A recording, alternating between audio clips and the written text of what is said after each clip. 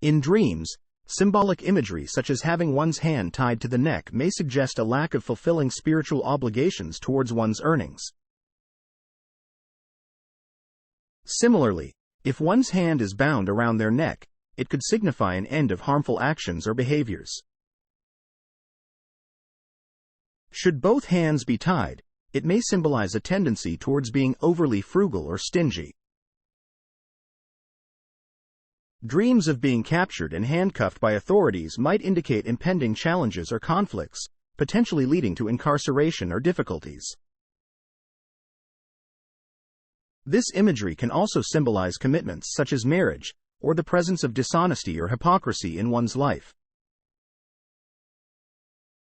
Cultivating a practice of charitable giving may serve as a preventive measure against such adversities, fostering spiritual growth and resilience.